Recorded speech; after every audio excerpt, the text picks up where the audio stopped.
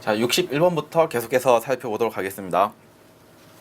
신용장의 양도에 관한 다음의 기술 중 잘못된 것은 1번 양도된 신용장의 채금 대급 지급 의무자는 양도은행이다. 1번부터 잘못됐네요.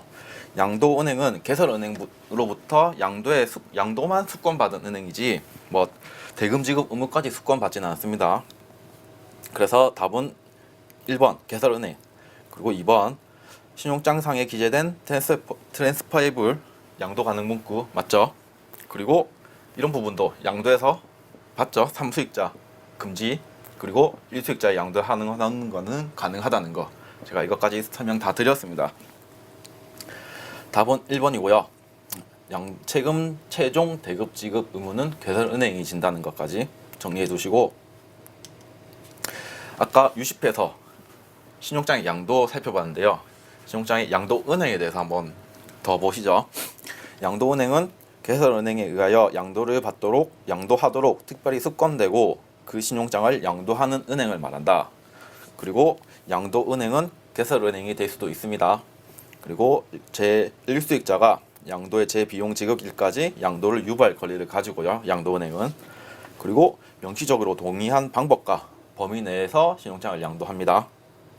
그리고 최종 대급 지급 의무자는 개설은행이다. 까지 신용장의 양도은행에 대해서 정리해 보시고, 양도도 같이 정리해 보시고 다 정리 한번 해보세요. 자, 62번 신용장에서 다음과 같이 송장을 요구한 경우에 대한 설명으로 잘못된 것은, 요구가 인보이스 인 3카피즈. 발음이 안 좋아가지고 맞죠? 자, 1번부터 보겠습니다. 영사 송장을 제시할 수 있다. 그리고 커머셜 인보이스가 제시된다면 신용장 수익자가 개설은행 앞으로 작성해야 된다. 이 두 개는 앞에서 그 UCP, 그 ISBP 기억나시죠? 했습니다. 1번, 2번 다 맞는 내용이고, 3번 서류 발행 일자가 신용장 유효기 일자보다 늦으면 하자가 된다. 하자가 됩니다.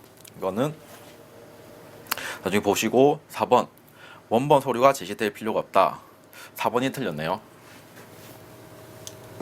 정답은 4번이고, 아까 3번에 서류 심사 기준에 보면 서류는 신용장 일자보다 이전의 일자가 기재될 수 있으나 그 서류 제시일보다 늦은 일자가 기재되어서는 안 된다 라고 해서 3번 하자가 되죠. 그리고 원본 및 4번 구분 표현, 인보이스, 원 인보이스 이런 경우에는 원본 송장 한 부, 그리고 인보이스 인 4카피스 이런 경우에는 최소 원본 한 부랑 나머지는 4분 이렇게 된다는 거. 그래서 3카피스 요구했는데 원본 서류가 제시될 필요가 없는 게 아니고 원본 서류는 딱 하나만 제시되어도 되는 거죠. 그래서 정답은 4번입니다. 자, 63번 UCP 600이 적용되는 신용장 거래에서의 발행자의 서명에 관한 설명이다. 잘못된 것은, 그 보기부터 보시죠. 선화증권의 사본에는 서명이 필요하지 않다. 그 BL 사본에는 서명이 필요 없습니다. 그리고 상업송장 정정 시에는 반드시 발행인의 확인 서명이 필요하다. 2번이 틀렸네요. 2번이 틀린 내용이고, 3번 선화증권 원본에 대해서만 적용된다. 맞고요. 4번 수익자가 아닌 제3자가 발행한 서류가 정정된 경우에는 발행자가 정정하였음을 표시해야 된다. 맞습니다. 이거는 보시면 SBP 745에 규정되어 있는 내용인데, 수익자가 발행하는 서류의 정정은 환어음을 제외하고는 인증될 필요가 없다. 이렇게 되는데, 이게 왜 이렇게 나왔냐면, 수익자가 발행하는 서류는 당연히 수익자가 정정했겠죠. 그 수익자가 서류를 제시하는 거고, 그러니까 네가 발행한 서류니까 네가 정정했겠지 하면서 인증 뭐 필요 없어 이렇게 되는 겁니다. 그러니 필요 없고요. 그런데 2번, 3번 제3자에 의해서 공증, 사증 받은 경우, 그리고 수익자 외에 다른 사람이 발행한 서류에 대해서는 이거 누가 고쳤어? 당연히 발행인이 고쳤을 수도 있고 제3자가 고쳤을 수도 있고, 그 정정인이 누군지 또 정정 기간이 어딘지 확인을 위해서 인증이 필요합니다. 이런 경우에는.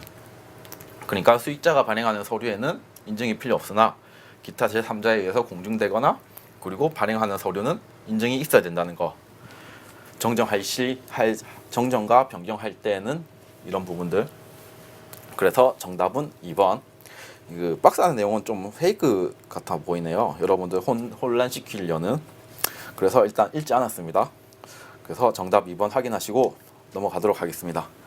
64번 신용장 양도에 관한 다음의 기술 중 잘못된 것은 DA 거래에서는 환원의 지급인이 수입상이 된다. DA, DP 다 수입상 맞고요. 환원은 배서로 유통된다. 환원은 배서로 유통 가능하죠. 3번 환원의 발행지는 반드시 기재하여야 하나 발행일은 기재되지 않아도 무방하다. 3번이 틀렸네요. 4번 환원에는 반드시 지급지가 기재되어야 한다 라고 되어 있는데 정답은 3번이고 환원의 필수 기재사항입니다. 환원이라는 표시 있어야 되고 무조건 지급 위탁 문헌 있어야 되고 금액 화폐 종류, 지급인, 지급기일, 지급지, 수취인, 발행일, 발행지 그리고 기명 날인 또는 서명. 따라서 반드시 지급지도 기재되어야 되고요. 그리고 발행일도 기재되어야 됩니다. 따라서 3번이 틀린 내용입니다.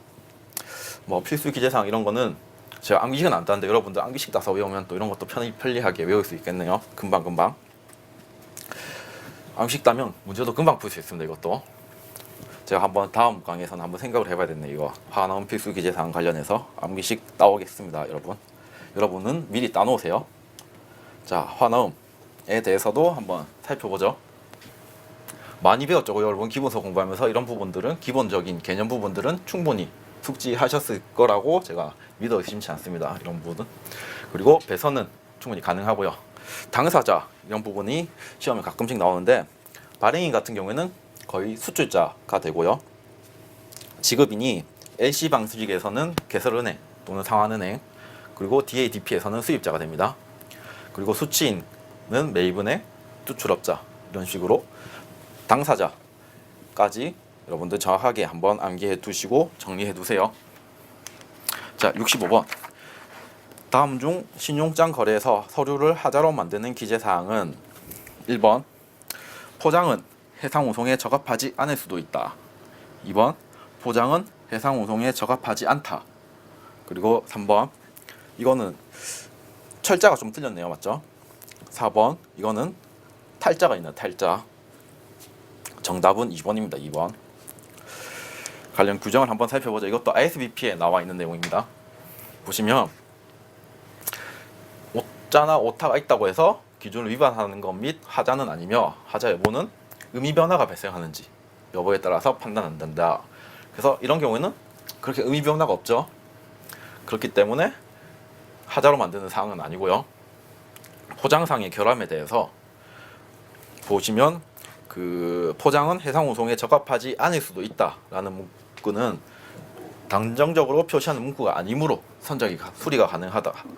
근데 포장은 적합하지 않다라는 문구는 결함을 명백히 표시하는 문구이므로 수리 거절의 사유가 된다고 이렇게 ISBP에서 규정하고 있습니다. 답은 2번이고요. 66번 한국의 수출업자가 해외로부터 받은 신용장 조항의 일부 내용이다. 해석이 잘못된 항목은 취소불능이고 유효기일 장소 나와 있고요. 그리고 일람출금 한엄이네요. 그리고 최종 선적일이 6월 20일까지. 자, 1번 일방이 신용장을 마음대로 취소할 수 있다. 취소불능이었죠. 그리고 2번 선적 후 내고할 여유가 비교적 충분하다. 한 10일 정도 있는데 선적하고 나서 유효기간이 한 10일 정도 있죠. 이 정도면 좀 여유로운 편입니다. 그리고 3번 환엄은 일람불 맞고요. 4번 신용장의 유효기일은 개설은행층에서 종료된다. 개설은행이 아니고 한국의 수출업자 쪽에서 종료되네요. 정답은 4번. 이런 거는 뭐 여러분들 쉽게 맞추셨을 거라고 생각합니다. 자, 67번 보겠습니다. 신용장의 업무로 가장 잘못된 것은 1번 수익자가 대금을 안전하게 지급받기 위해서는 UCP600 ISBP 745의 규정에 의해 선적 서류를 작성하는 것이 계약과 일치하는 물품을 선적하는 것보다 더 중요하다. 이건 아까 신용장의 추상성 보셨죠? 서류를 보는 거지 물품의 이행, 물품 명세 이런 걸 보지 않는다고 했으니까 서류를 잘 만들어야 돈을 잘 받을 수 있겠네요. 맞죠? 1번은 맞는 내용입니다. 2번 수출 보험에 가입하는 것은 수익자의 위험 관리 방법 중 하나가 될 수 있다. 맞고요. 3번 선적 서류가 신용장 조건과 불일치하다고 하여 항상 대급 지급이 거절되는 것은 아니며 개설은행에 웨이버 의사 표시를 한다면 지급받을 수 있다. 아까 말씀드린 권리포기 조항, 불일치 서류가 나올 때 권리포기 조항이었죠. 3번도 맞는 내용. 4번 유전스 LC는 신용장상의 유전스 땡땡 대기라고 기재된다. 4번이 잘못됐네요. 4번 같은 경우는 애프터 비의 데이트 이런 식으로 기재되어 있기 때문에 정답은 4번이 됩니다. 자, 2번 관련해서 한번 봐주고 1번, 3번은 앞에서 다 한 내용입니다. 자, 68번 선적일로 간주되는 것으로 올바른 것을 모두 기재한 것은 온보드가 사전 인쇄되어 있다. 박스 내용 보시면 항공우송 서류의 발행일자, 그리고 용성계약부 선화증권의 발행일자, 물품 수령증의 접수일자, 그리고 우편 운송 서류의 수치 스탬프 일자 이렇게 되는데 정답은 4번. 다 맞는 내용입니다. 다. 선적일 결정 기준 한번 살펴보시죠. 복합 운송 서류, 선화증권, 해상화물 운송장, 용성계약 선화증권, 항공운송 서류, 도시철도 내소로 운송 서류는 발행일이 선적일. 대신에 본선 적재 표기, 스탬프, 수령 이런 표기가 있는 경우에는 그 일자가 선적일이 됩니다. 이게 우선하죠. 그리고 특송 화물 수령증, 그리고 우편 수령증 같은 경우는 이런 식으로 선적일이 결정된다는 거. 간단하죠. 모아둬도 정리하시고 넘어가도록 하겠습니다. 자, 69번 외환 문제입니다. 외환 문제. 여러분들 외환은 좀 공부 열심히 하셨나요? 이게 저도 강의를 하면서 외환 문제를 준비하다 보니까 처음에는 좀 어려웠거든요. 저도 외환은 좀 생소한 부분이 좀 있어가지고 이런 거 은행 간 시장 이런 거 저도 잘 모르는데 이런 부분을 강의를 여러분들한테 해야 되니까 이런 부분을 공부하기 시작하면서 처음에는 정말 막막했었는데 저 요즘에는 좀 괜찮습니다. 요즘 좀 재밌는 부분도 많고 그러니까 여러분들도 충분히 공부하시고 어느 정도 감을 익히시면 쉽게, 그리고 접근하는 것도 쉽게, 문제 푸는 것도 쉽게 할 수 있기 때문에 너무 외환은 제껴야지 라면서 이런 식으로 하지 마시고 꼭 챙겨서 고득점으로 합격할 수 있도록, 그리고 충분히 합격할 수 있도록 이렇게 공부하도록 부탁드릴게요. 자, 69번 보겠습니다. 우리나라에는 은행 간 원 위안 시장 직거래 시장이 개설되어 있다. 이에 대한 설명으로 가장 잘못된 것은 1번 기업은 원 위안 직거래 시장에 직접 참여할 수 없고 외국한 중개사, 브로커를 통해 간접적으로 참여한다. 은행 간 시장이죠. 은행 간 시장. 그래서 기업은 은행을 통해서 간접적으로 참여하게 됩니다. 그래서 1번은 틀린 내용이네요. 정답은 1번이고 2번 원 위안 직거래 시장의 환율은 달러 원 환율과 달러 위안 환율에 영향을 받는다. 그리고 3번 직거래 시장은 평일 오전 9시에 거래를 시작해서 오후 3시에 마감한다. 그리고 개설로 인해서 위안화 환전 시 외환 거래 수수료를 절감할 수 있다. 2번, 3번, 4번은 다 맞는 내용이고 은행의 거래로 간접적으로 참여한다는 것까지 정답 1번. 생각보다 이 원화 직거래 시장이 자주 나오더라고요. 이제 꾸준히 나오고 있는 것 같은데 기출문제, 이전 기출문제들 정리해가지고 틀리지 않도록 한번 정리해 두시고요. 답은 1번입니다.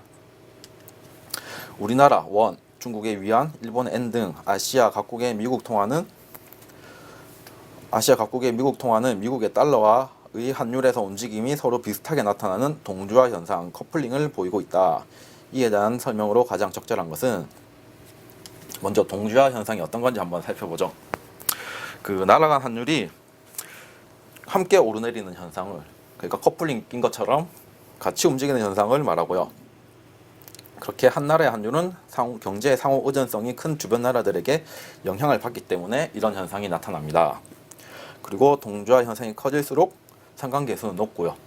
그리고 분산 투자 효과는 감소한다 라는 것까지 봐두고 문제 보시죠. 아시아 각국 환율 간 상관계수는 0보다 1에 가까워진다. 맞죠? 2번 아시아 각국의 미국 경제에 대한 의존성이 증가하면서 나타나는 현상이다. 맞고요. 3번 아시아 각국 정부가 환율에 대한 통제를 확대할수록 외환시장의 자율적인 동주화 현상은 증가한다. 환율에 대한 통제를 정부가 막으면 통제하게 되면 동주화 현상은 적게 나타나겠죠. 그래서 답은 3번이 되고요. 4번 동주화 현상이 커질수록 각국 통화에 대한 분산 투자 효과는 감소합니다. 맞네요.